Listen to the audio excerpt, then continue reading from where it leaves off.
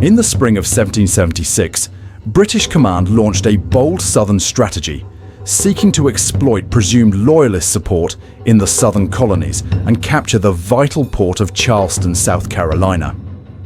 The unfinished earthen fortification on Sullivan's Island, then called Fort Sullivan, stood guard at the entrance to Charleston Harbour and threatened any British naval assault on the city.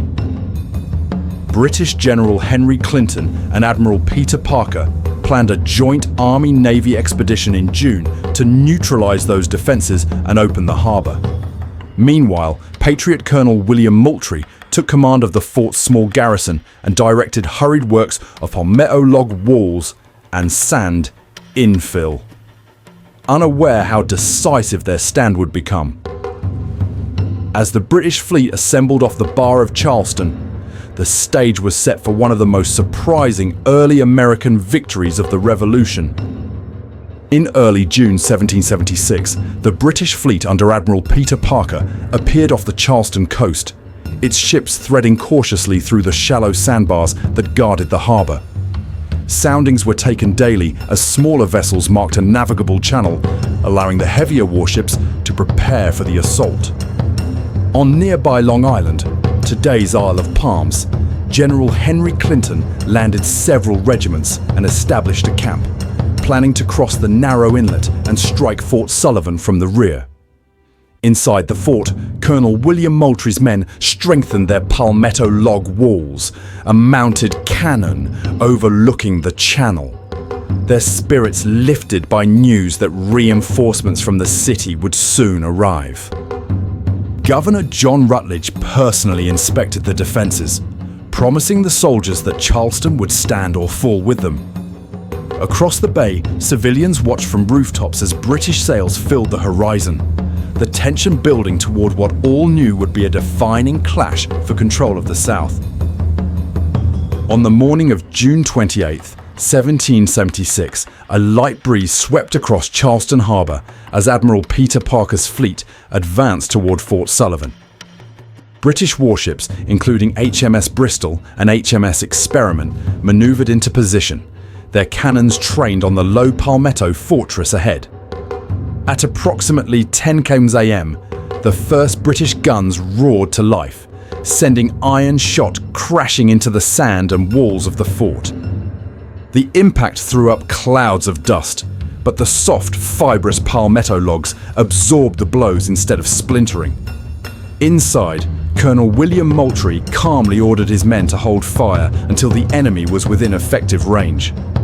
When the Patriots finally responded, their well-aimed shot struck the Bristol's rigging and hull, forcing British gunners to pause and regroup. From Charleston's waterfront, crowds of civilians watched in awe and fear as smoke from both sides drifted across the harbour, signalling the beginning of one of the Revolution's most dramatic early battles. As the morning wore on, the British bombardment intensified, and the air above Sullivan's Island trembled with the rhythm of cannon fire. Admiral Parker's fleet unleashed continuous broadsides, determined to shatter the fort's defences and silence the Patriot guns. Inside, Colonel Moultrie's men worked tirelessly amid smoke and heat, their shirts soaked in sweat as they rammed powder and shot into their cannons. When the British ships crept closer, the Patriots focused their fire, striking with deadly accuracy at masts, rigging and gun decks. The Bristol was hit repeatedly, and Admiral Parker himself was wounded when splinters tore across his leg and thigh. Despite mounting damage, the British gunners pressed on, but their solid shot continued to sink harmlessly into the spongy palmetto logs. In contrast, the American return fire grew more precise, each volley greeted with cheers from the exhausted but defiant defenders. The fort's flag, bearing a crescent and the word liberty, fluttered defiantly above the ramparts, an enduring symbol of resistance under fire. As the naval bombardment raged, British commanders sought to outflank the fort and strike from the rear. A detachment of British regulars and Marines under Colonel William Thompson attempted to cross Breach Inlet, a narrow waterway separating Long Island from Sullivan's Island. The troops, burdened with gear and muskets, struggled in waist-deep water as strong tides and shifting sands slowed their advance. Patriot riflemen stationed along the marshy shoreline spotted the movement and opened a sharp, controlled fire that forced the attackers to halt. Musket balls whistled over the water, striking with deadly accuracy and scattering the red-coated line. Despite repeated attempts, the British could not find a stable crossing, and the inlet's current swept away several soldiers and supplies. Observing their failure from offshore, Admiral Parker realized that the infantry could not assist the naval assault. The flanking force eventually withdrew, leaving the fort's defenders to focus entirely on the continued pounding from the British guns offshore.